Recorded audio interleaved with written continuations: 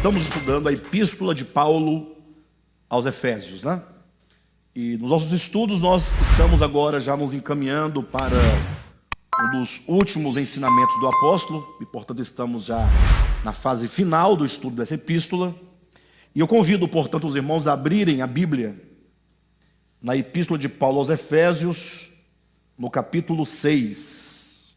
Essa noite nós teremos um dos estudos um tanto mais densos dessa série aqui dentro de Efésios, né?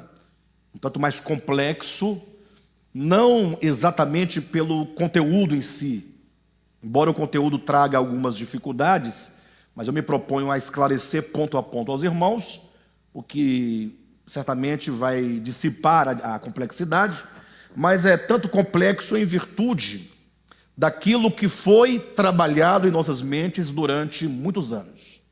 Ou seja, pelo fato de nós termos ouvido insistentemente uma grande mentira por muitos anos, por muitas bocas, muitas vozes, muitos ministérios, aconteceu que esse engano, esse dogma, esse engano, esse sofisma, acabou se sedimentando dentro de nós, de tal forma que quando nós ouvimos de um modo diferente daquilo que é o tradicional, daquilo que é o convencional, logo gera em nós um espanto, né? E nós, comumente, não gostamos muito do espanto.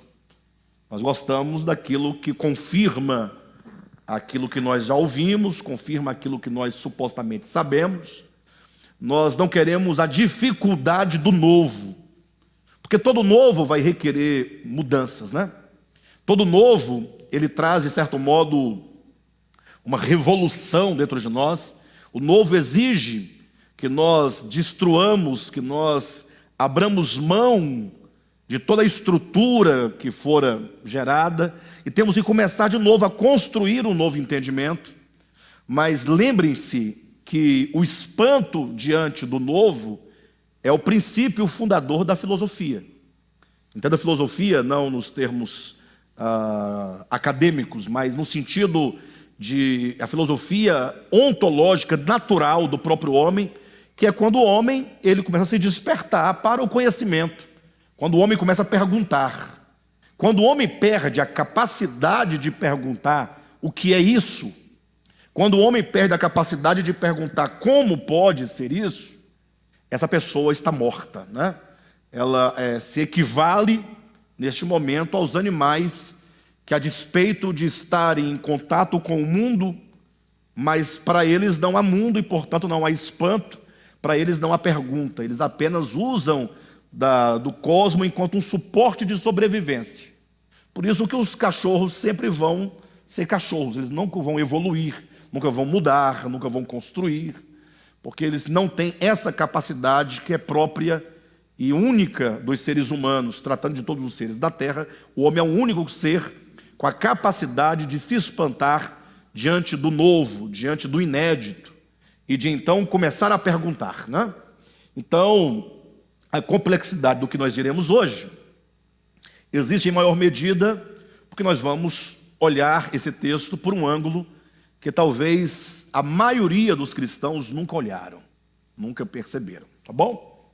Mas vamos vencendo devagarzinho, tá bom? Eu vou elencando, eu vou ponto a ponto, nós vamos costurando todos os pontos da Escritura para os irmãos poderem compreender o sentido desse estudo. Capítulo 6 de Efésios, versículo 10 em diante. Quanto ao mais, sede fortalecidos no Senhor e na força do seu poder.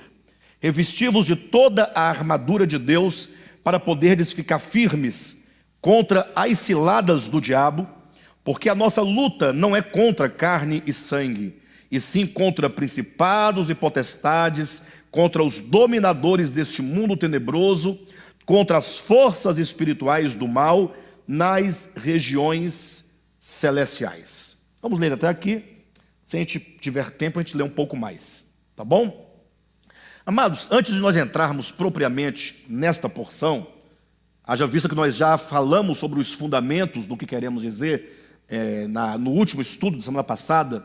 Falamos sobre aqueles dois grandes princípios do reino de Deus, porque falar de luta espiritual Falar de batalha espiritual, falar dessa guerra cósmica espiritual, é falar, certamente, na formação de um exército, do ponto de vista coletivo, e é falar de um soldado, do ponto de vista individual.